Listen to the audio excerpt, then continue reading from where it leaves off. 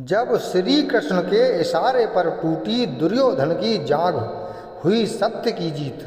दुर्योधन की जिद, अहंकार और लालच ने लोगों को युद्ध की आग में झोंक दिया था।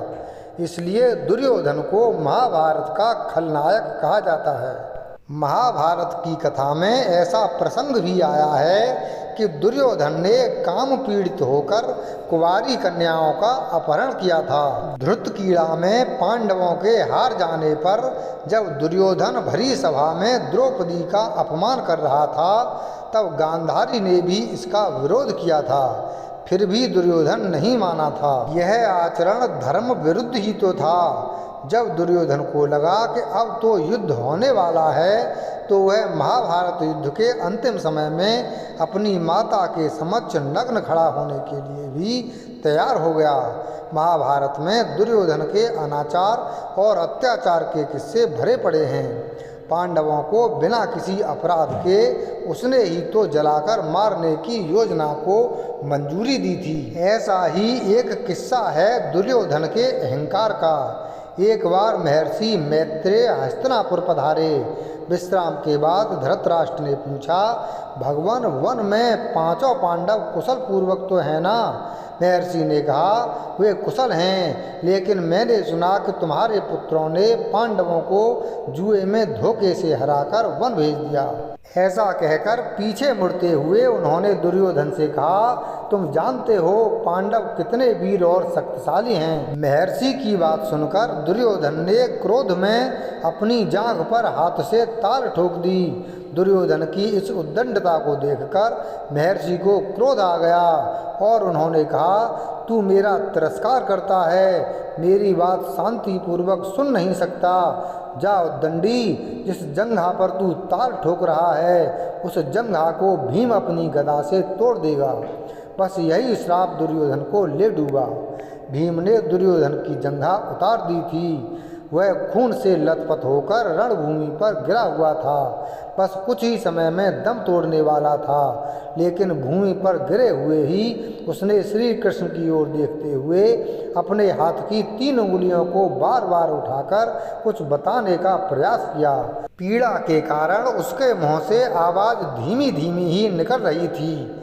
ऐसे में श्री कृष्ण उसके पास गए और कहने लगे कि क्या तुम कुछ कहना चाहते हो? तब उसने कहा कि उसने महाभारत के युद्ध के दौरान 3 गलतियां की हैं। इन्हीं गलतियों के कारण वह युद्ध नहीं जीत सका और उसका यह हाल हुआ है।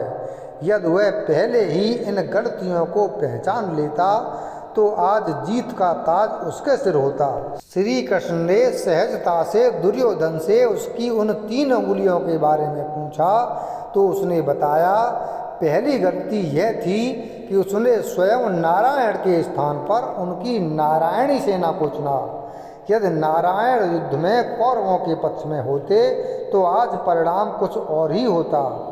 दूसरी गलती उसने यह बताई कि अपनी माता के लाख कहने पर भी वह उनके सामने पेड़ के पत्तों से बना लंगोट पहनकर गया। यदि वह नग्न अवस्था में जाता तो आज उसे कोई भी योद्धा परास्त नहीं कर सकता था। तीसरी और अंतिम गलती उसने की थी, वो थी युद्ध में आखिर में जाने की भूल। यदि वह पहले ही जाता तो कई बातों को समझ सकता था और शायद उसके भाई और मित्रों की जान बच जाती। श्री कृष्ण ने विनम्रता से दुर्योधन की यह सारी बात सुनी। फिर उन्होंने उससे कहा, तुम्हारी हार का मुख्य कारण तुम्हारा अधर्मी व्यवहार और अपनी ही कुलवधू का वस्त्र हरण करवाना था।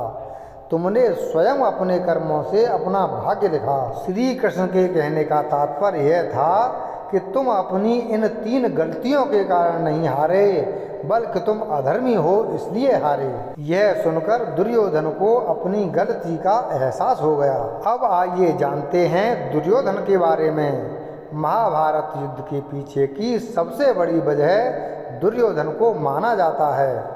वह हस्तिनापुर के राजा धृतराष्ट्र का ज्येष्ठ पुत्र था। उसकी माँ गांधारी थी, जिन्होंने 100 पुत्रों को जन्म दिया था। दुर्योधन कलयुग का अंशावतार था। कलयुग का तात्पर्य वर्तमान युग से है, जिसमें धर्म व सत्य अच्छाई का लोप होता रहता है। और बुराइयां बढ़ती जाती हैं। इसलिए दुर्योधन दुष्ट प्रवृत्ति का था। वहीं उसके 99 भाई पुलस्त वंश के राक्षसों का अंश थे, इसलिए सभी अधर्मी थे। दुर्योधन के चचेरे भाई, उन्हें पांडव कहा गया, वह उसे बिल्कुल भी बर्दाश्त नहीं होते थे।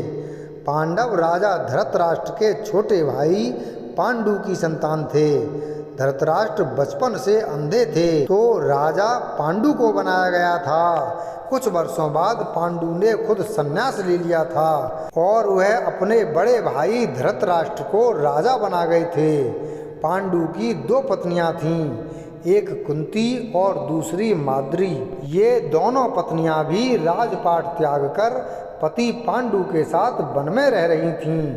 चूंकि पांडु को एक शाप था कि वो जब भी औरत से संबंध बनाएगा तो उसकी तत्काल मौत हो जाएगी। ऐसे में कुंती को ऋषि दुर्वासा के दिए गए वर काम आए।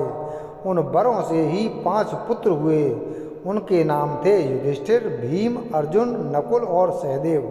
सभी देवताओं के अंशावतार थे। दुर्योधन चाहता था कि हस्तिनापुर पर वही राज करे और पांडव कहीं जा मरें। इसलिए दुर्योधन, उसके मामा शकुनी और अन्य कौरवों ने पांडवों को मारने, भगाने या प्रताड़ित करने के अनेक यत्न किए, मगर पांडव सही राह पर थे और उन पर सदैव भगवान श्री कृष्ण की कृपा रही। इसलिए उन्हें न कोई युद्ध में हरा सकता था और न मार सकता था। जब कौरव पांडवों का युद्ध हुआ तो दुर्योधन श्री कृष्ण के पास भी मदद मांगने पहुंचा था। उसे श्री कृष्ण से उनकी पूरी सेना मिल गई थी। वहीं स्वयं श्री कृष्ण पांडव पक्ष में रहे।